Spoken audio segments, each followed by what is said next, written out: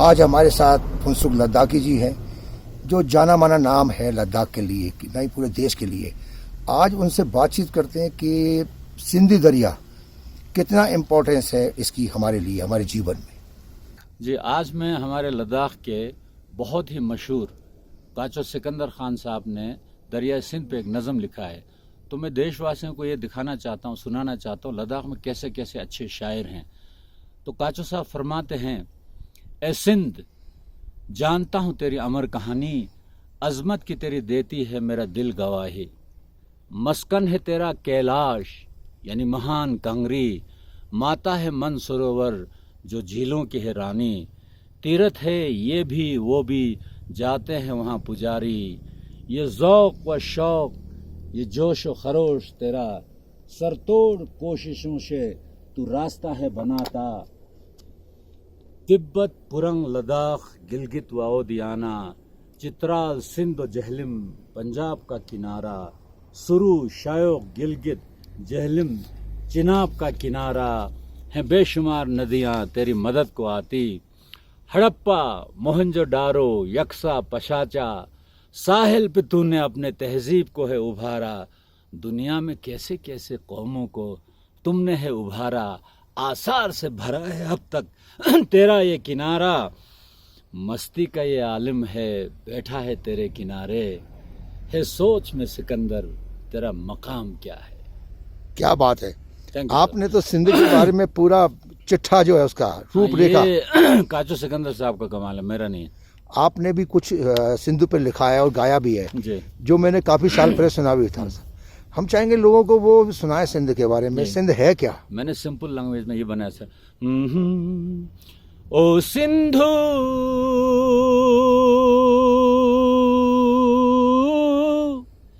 तेरा निर्मल निर्मल पानी,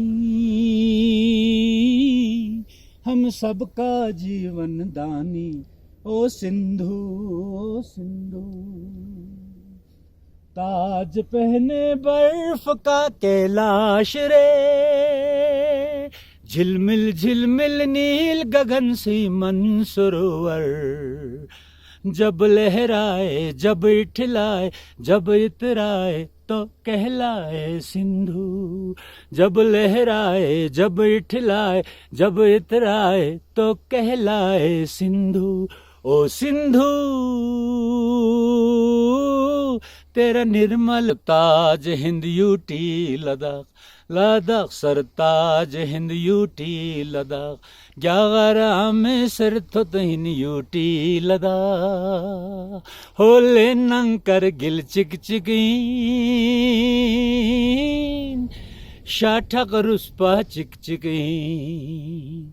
होले नंकर गिल चिक चिकीन, शाठक रुस्पा चिक चिकीन। सरताज हिंद यूटी लद्दाख, हो ग्यारा में सर तो हिन यूटी लद्दाख, यूटी लद्दाख। ऐसे बनाता रहता हूँ मैं।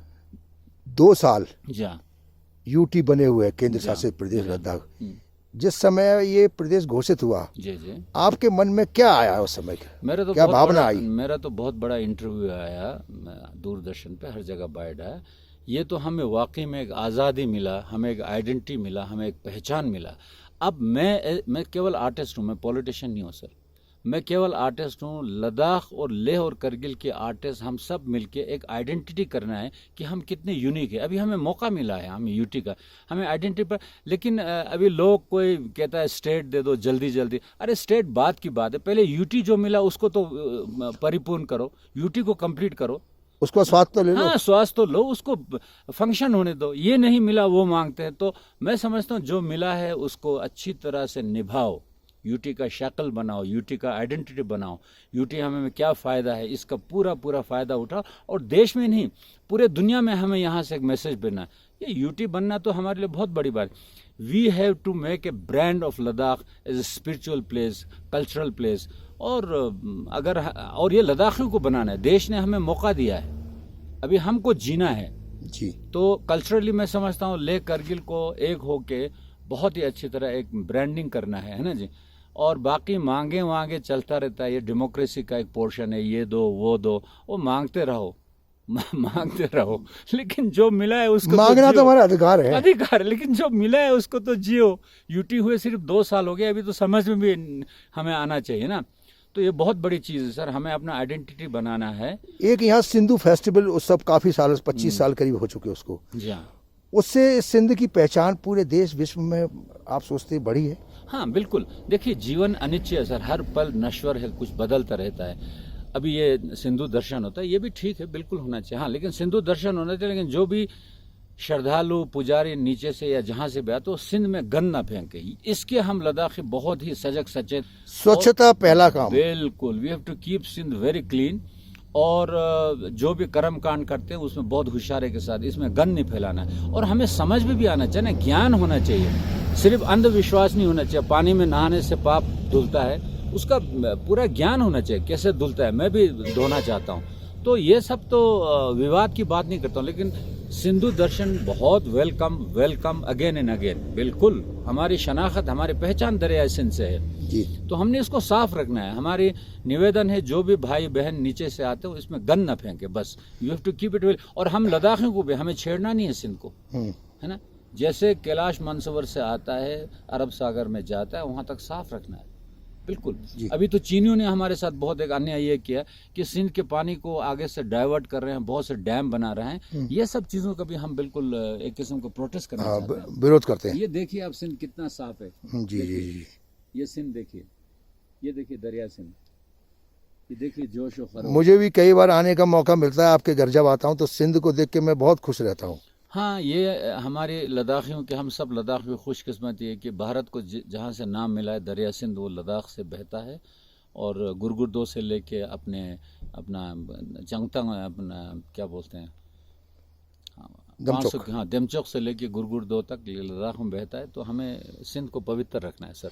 मोदी जी का जैसे गंगा नमामि गंगा, तो क्या आप चाहेंगे इसी तरह इसका कोई स्लोगन मोदी जी द्वारा दिया जाए, जैसे इस पे? मोदी जी नहीं सर, ये तो हृदय से निकलेगी, जब निकलेगी स्लोगन अंदर से आएगा। हम ये नहीं चाहेंगे कोई इसको स्लोगन दे, स्लोगन तो बनता रहता है ना सर, वो दिल से जब निकलेगी। जैसे हम जब गाते हैं सिंध को, हम जीते हैं, तो अंदर से निकलेगा कोई ना कोई शायर। जैसे हमारे ये काचो सिकंदर साहब ने कहा है ना, ए सिंध जानता हूँ तेरी अमर कहानी, अजमत की तेरी देता है मेरे दिल गवाही, मस्कन है तेरा कैलाश यानी महान कंगरी, माता है मनसरोवर जो झीलों के है रानी। यही तो स्लोगन है सर।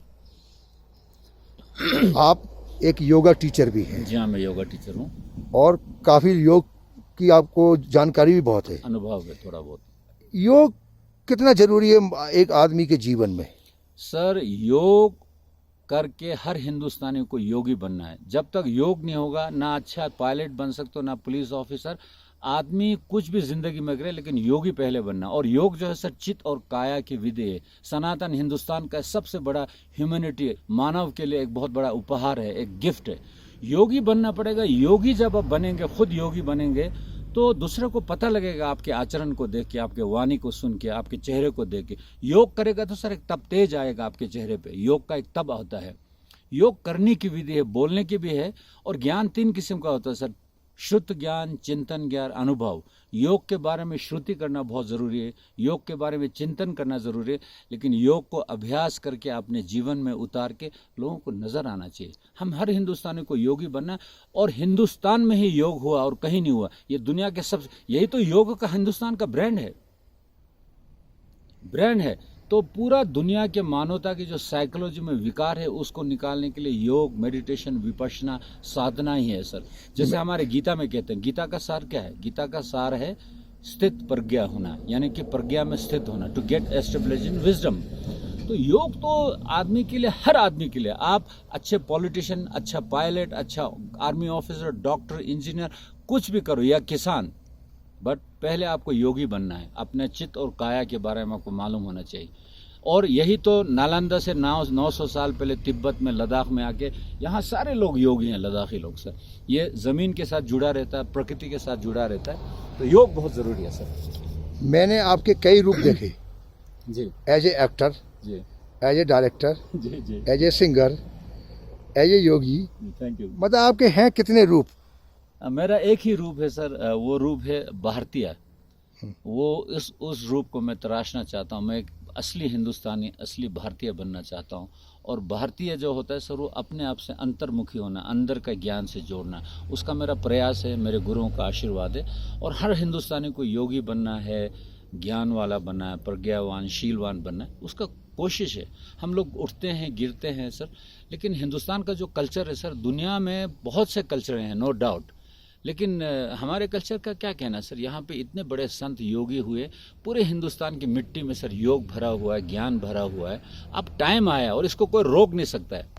पूरे दुनिया को ये एक्सेप्ट करना पड़ेगा योग का विधि। वो है भी है ना सर, आज 133 कंट्री में योग शुरू हुआ है और योग पकेगा। योग का शक्ल जो है सर अब उभर रहा है, योग पैदा हो रहा है। अब ये 5-10 साल में जवान होगा, फिर पूरे दुनिया में इसका प्रभाव होगा और योग हर आदमी को अच्छा बनाएगा, करुणा वाला बनाएगा, मैत्री वाला, दोस्ती वाला बनाएगा। एग्रेसिव नहीं, चिड़चिड़ाहट, ये लड़ाई, ये क्या बोलते हैं सर, ये प्रतिक्रिया करना नहीं। योग में समता होगा। और अब योग का टाइम आया सर, इसे कोई रोक नहीं सकता। तभी तो आप और मैं चैनल पे बात कर रहे हैं, नहीं तो पहले योग की बात ही नहीं होती थी जी। हाँ, ये हमारा योगदान है सर इंडिया का, और यही हम सबका रूप होना चाहिए, यही हमारे आइडेंटिटी होना चाहिए। फुनसुख जी, आप लद्दाख की पहचान है। थोड़ा लद्दाख को पहचाना जाता है, आपके नाम से भी लोग पहचानते हैं। आप लोगों को क्या संदेश देना चाहेंगे नए साल पे? और लोसर पे हम खड़े हुए हैं और सिंध के किनारे हैं। सिंध से ऐसा मैसेज आप दें कि लोग देश के और लद्दाख के। बस ऐसा है सर, स्थूल रूप पे तो नया साल होता है, मोटे मोटे पे 1 साल, 2 साल, 3 साल, तो मैं चाहूँगा कि साल बिल्कुल मुबारक हो। लेकिन हिंदुस्तान के ज्ञान से देखा सर, जीवन क्षणिक है सर, जीवन पल पल क्षण क्षण में गुजरता है। तो मैं ये चाहूँगा सर, हर आदमी क्षणिक को पहचाने, क्षण क्षण आदमी, पल पल आदमी अच्छा बने, पल पल आपका नया हो सर। तो मोटे तौर पे नया साल मुबारक। और अंतर्मन की गहराई से तो क्षणिक क्षणिक को पहचान के हर क्षण को बलवान बनाना है और पवित्र बनाना है सर। हमको ऐसा योगी बनना है सर। लोसर पर आप कुछ कहना चाहेंगे? लोसर यही है सर, हर पल एक लोसर है। जब से आपने मेरा इंटरव्यू लिया तब से पल निकल रहा है, ये दरिया निकल रहा है। ये वो दरिया नहीं है जिसका आपने पहले शॉट लिया, वो दरिया निकल चुका है, वो कहीं और गया। यही तो हम इल्यूजन में, माया में रहते हैं कि हर चीज़ हमें लगता है कि स्थूल और बिल्कुल स्थिर है। पल पल निकल रहा है सर। तो नया साल तो क्या, हर पल आपका अच्छा हो सर, हर पल। जीवन भी ऐसे जैसे नदी की तरह बहता है जीवन बिल्कुल सर, जीवन एक नश्वर धारा है सर। जीवन नश्वर धारा है। हमें ये इल्यूजन, ये माया रहता है कि हमें ये गलतफहमी रहता है जीवन ठोस है। जीवन बिल्कुल ठोस है, जीवन निकलता है, चलायमान है। बिल्कुल बिल्कुल सर। तो मैं चाहूँगा सर, हर हिंदुस्तानी ज्ञानी बने, उसके बाद पूरा दुनिया ज्ञानी बने, नहीं तो हम फंसे रहे। तभी तो सर हमारे हिंदुस्तान में एक कंसेप्ट है सर जो दुनिया में नहीं है, मोक्ष, निर्वाण। जी हाँ, ये समझ में आना भी मुश्किल है, मोक्ष क्या है, निर्वाण क्या है। जी। आपने एक्टिंग की क्लास भी आपने स्टार्ट की है, लोगों को एक्टिंग सिखा रहे हैं, क्योंकि आप खुद एक बहुत अच्छे एक्टर हैं, सिंगर हैं। आपके रूप, कई रूप हैं आपके फुनसुख जी। आप अपने आप को किस रूप में देखते हैं?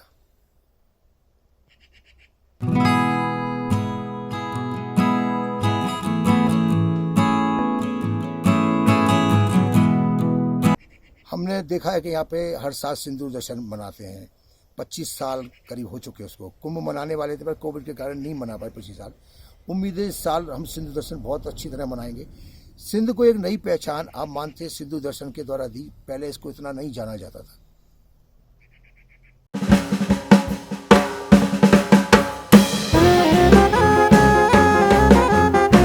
केंद्र शासित प्रदेश बनने के 2 साल पूरे हो चुके हैं। जिस समय यूटी बनने की घोषणा हुई, आपके मन में किस तरह के भाव आए थे कि यूटी बनने से क्या फायदा लद्दाख की जनता को होगा? सर, ये मैं अपने गुरुजी और अपने माता पिता और अपने लद्दाख का आशीर्वाद समझता हूँ, क्योंकि जो सिलेबस मैंने अभी जो मैं तैयार किया है वो पूना इंस्टीट्यूट ने उसको बहुत अच्छी तरह से इनकरेज किया। और मैं ऑनलाइन एक्टिंग सिखाता हूँ, ऑफलाइन। एक्चुअली क्या सर, एक्टिंग जो है साइकोलॉजिकल मन का विधि है सर। तो वेस्ट में ये चल रहा है, लेकिन अब इसमें मैंने योग और मेडिटेशन सब डाल के और गहराई में, अचेत मन की गहराई में कैसे जाना है, अचेत मन की गहराई में जाके कैसे अपने भावना को देखना है, अपने भय को देखना, वो सब निकाल के, एक्टिंग से नर्वसनेस निकाल के कैसे एक्टिंग करना है, इसका मुझे मौका मिल रहा है। और मैं बहुत ही आभारी हूँ सर पूना इंस्टीट्यूट के अथॉरिटी के, खासकर पूना इंस्टीट्यूट की जो डायरेक्टर थे, पहले डायरेक्टर रहे हैं, अभी तो उनका प्रमोशन हुआ, कंथोला साहब, उन्होंने मुझे मौका दिया सर। और मैं ये चाहता हूँ ये भी दुनिया में मशहूर हो जाए। मैं नहीं, विधि मशहूर होना चाहिए सर, क्योंकि हिंदुस्तान का जो सनातन विधि है, चित्त और काया को देखना, वो एक एक्टिंग की फील्ड में साइकोलॉजिकली पूरे दुनिया को सिखाने वाला है कि व्हाट इज साइकोलॉजिकल एक्टिंग। एक आदमी यदि एक्टर बनना चाहे, उसकी ख्वाहिश है कि मैं एक्टर बनूं, उसमें क्या गुण होने चाहिए, बेसिक क्या होना चाहिए उसके अंदर? सबसे पहले तो सर, चाहे एक्टर बने या कुछ भी बने, आपके पांचों बाहर के इंद्रियां और अंदर मन की इंद्रिय बिल्कुल क्लियर होना चाहिए। आदमी परिपूर्ण और संपन्न होना चाहिए साइकोलॉजिकली।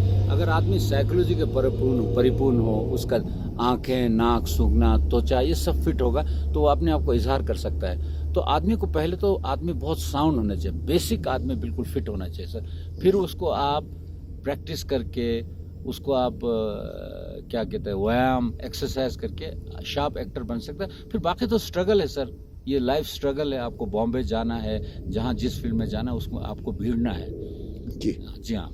तो आपने फोकस न्यूज़ से बातचीत की, काफ़ी जानकारी आपके द्वारा हम लोगों को पहुंचाने की कोशिश करेंगे। फोकस न्यूज़ में आपका बहुत बहुत स्वागत फुनसुख साहब। धन्यवाद सर, धन्यवाद, thank you very much sir. जय हिंद सर, जय हिंद।